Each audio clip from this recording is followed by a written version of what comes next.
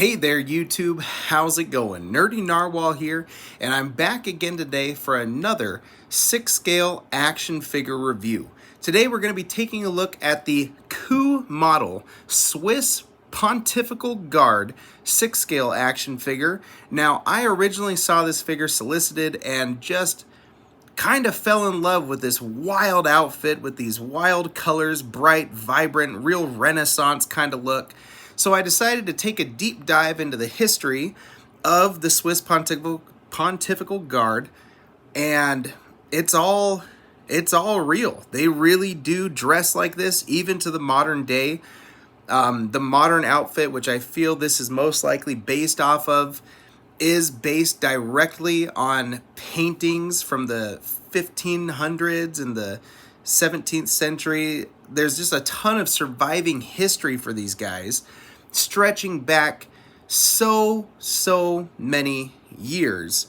And it's just a really cool bit of history, which I sort of fell in love with and decided to take a dive on this piece here.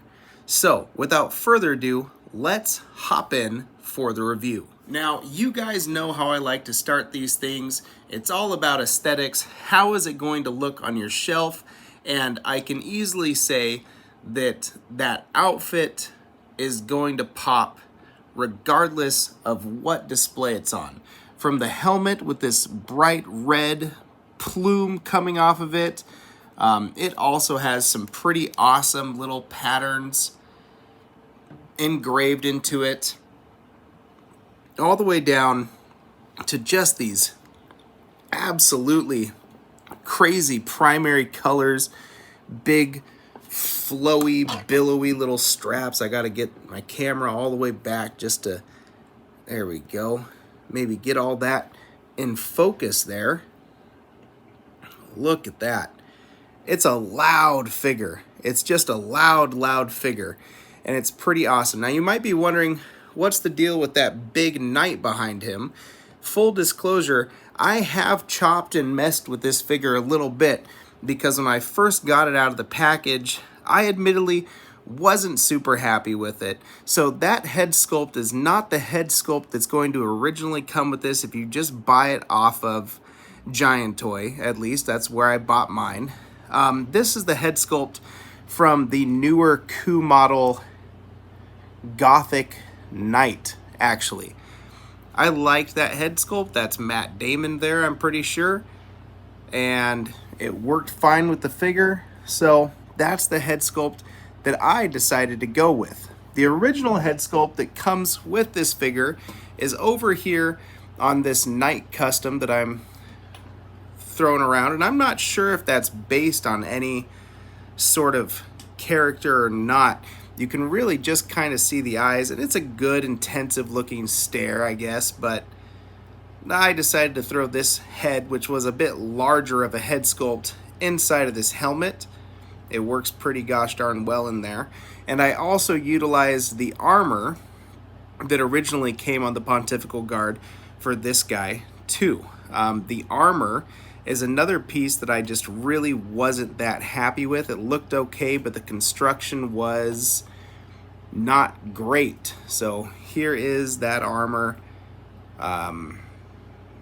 Yeah, that's what comes with the guard. If you're interested in displaying it with that armor, go right on ahead. It's just not super, in my opinion. So I opted to just use that for that custom back there and display this guy in all of his vibrant, primary colored glory. All right, now let's talk a little bit about the accessories that this guy is going to come with. First of all, you are going to get this nice die-cast helmet here with that pretty cool pattern on the side and that bright colored plumage.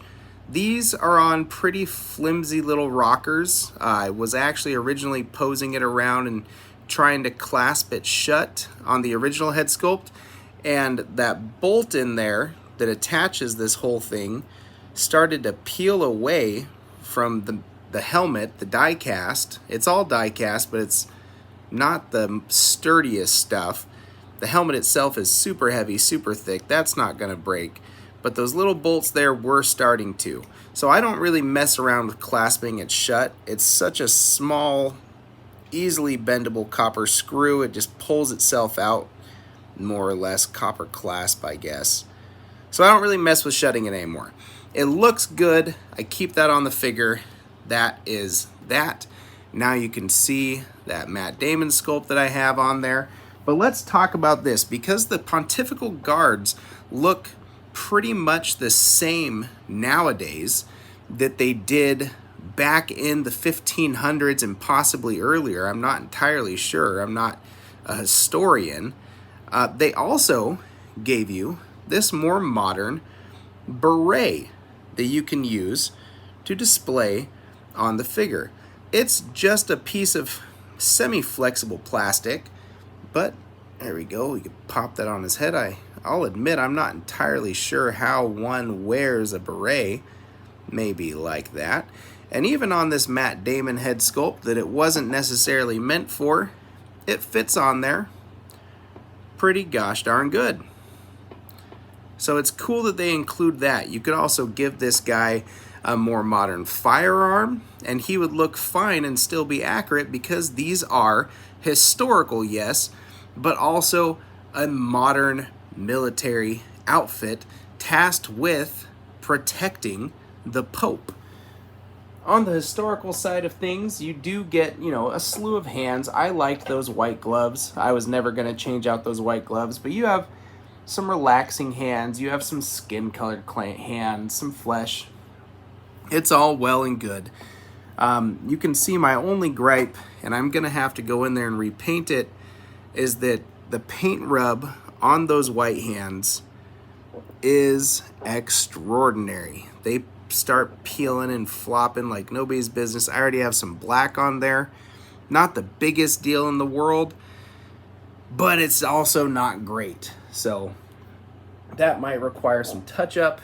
You can see the paint starts coming off and flecks over here on the knuckles too.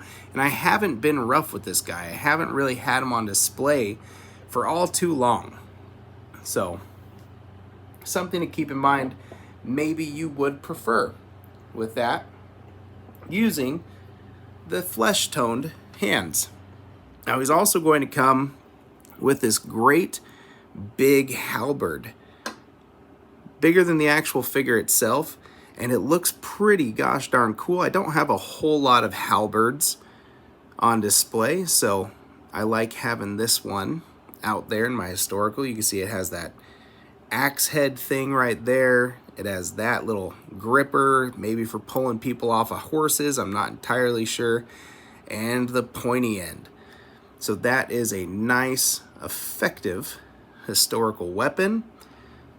The head up here is all metal, and this is actually a nice, real wood piece all the way down to that metal bottom right there. The whole accessory feels really gosh darn quality. And I'm happy to see that CooModel, even though they make some silly decisions sometimes, have not completely lost their touch when it comes to the accessories. That is a rock star of an accessory. Now, coming around to here, let's see the sword, because any good historical figure that's going on my shelf needs an equally awesome sword to be displayed with at any given point in time. And I'm pleased to say that they've nailed it. This is, first of all, held on by a nice, feels like real leather. This might just be real leather, which is good to see them upping the game in terms of their quality of goods used. Good little full die-cast short sword. Now you can pull the whole thing out of its little sling there. Simple, black and gold. No fancy engravings, not needed, because they are going to give these to every single member of the guard. Pull it out, gold hilt, fits in the hand just fine, and it's a good little short sword. So maybe he's defending the Pope in close quarters combat. His halberd's not going to get the job done. He might need to rely on that little sword so that he can swing it around in some tight corridors. And he does look good. he still looks like quite the regal soldier with just that nice golden blade there, golden hilt, you know, golden sword. It's got gold on it. It's got a fancy little swishy pattern. Pretty neat little accessories. And that is going to just about do it. Now, I already mentioned he does come, and they're on my custom back there now, but he comes with some metal pieces up here to guard his upper arms. Those started to break right out of the box. They are not quality. I messed around with them and shoved them on that custom, as well as this breastplate and shoulder combination, which I guess really was all right.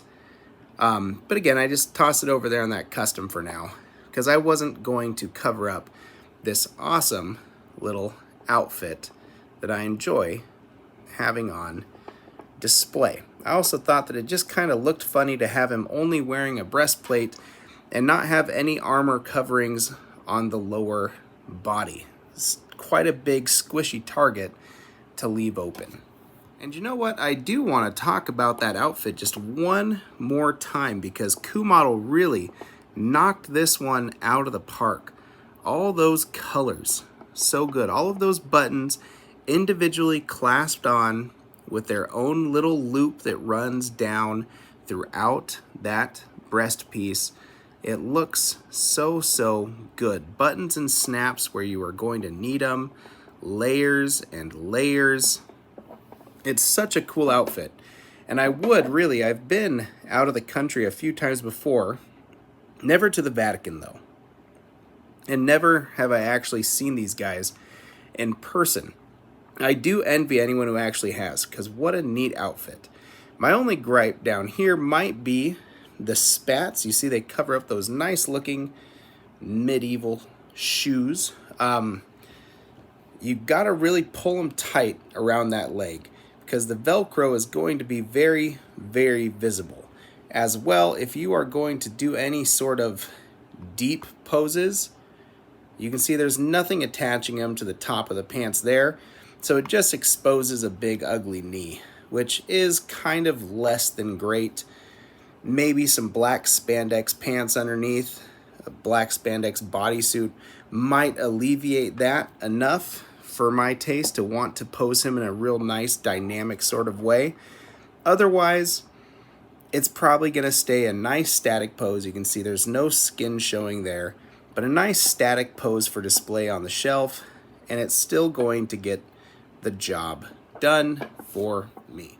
All right, now let's get into articulation for this piece. This is your standard CooModel body.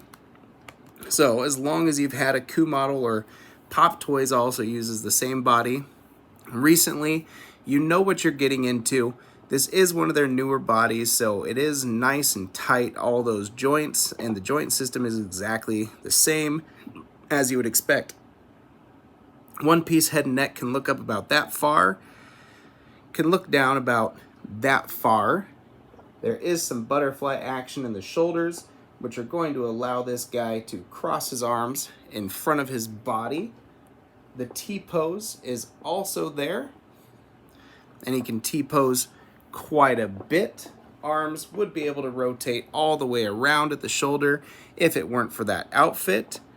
And a nice double jointed bend at the elbow there, so he can scratch his ear if he gets an itch. Standard 6-scale wrist pegs allowing you to hinge and swivel until the cows come home. Those all work wonderfully well on this figure. Put that arm down. There we go. Torso is going to let you crunch forward just a little bit before you start relying on the hips, and bend back about that much so that he can look up at his high holiness that far before you are also relying on some hips to do the work. Now he can kick out a great big amount, which does expose that ugly leg. I do need to get just some cloth going under there for the pants so that I can fix that. Even I think just a black cloth would do it. But you got a nice double jointed bend at the knees there, and then pretty unhindered ankle movement from that nifty little shoe. Now, CooModel bodies rarely allow their figures to do some full splits, and with that outfit on, you're going to get about that far, which might not seem super great. However, it's more than enough. Let's get a quick dynamic pose going on here. See if I can set him up looking all right on camera. Get an arm out. Get a sword. There we go. It's plenty for a good dynamic action pose. There we go. He's crouched. He's ready to do some defending of the Pope.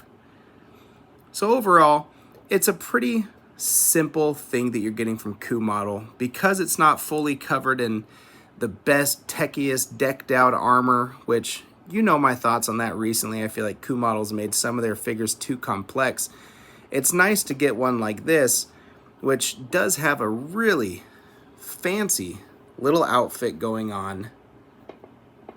And you don't have to worry about the articulation too much. I could totally bust this guy out of the shelf and give it to my kiddo. He could play with it for hours and it would probably still be just fine. It's a simple enough figure.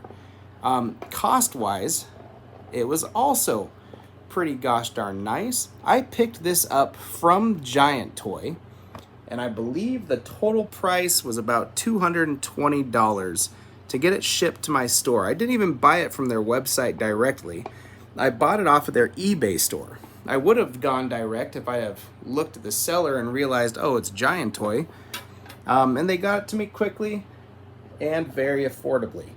And it might have even been cheaper to just get it directly from them. But $220 for a CooModel figure, these things which typically can cost upwards of $300 to $400 now, depending on the complexity of the armor and the materials used. It's nice to get one, a new one, by the way, this is still a pretty new figure, into the collection for a price point that doesn't hurt too bad. I do kind of like that. So anyways, once again, sorry if it's confusing, but I have chopped this figure and messed around with it a little bit, including swapping out that head sculpt.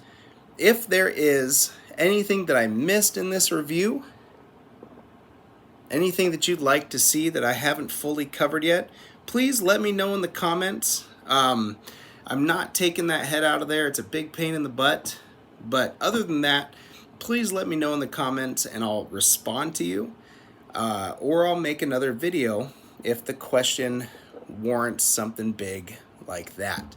Otherwise, thanks for watching. Stay happy, stay healthy, and keep on collecting. Nerdy Narwhal out.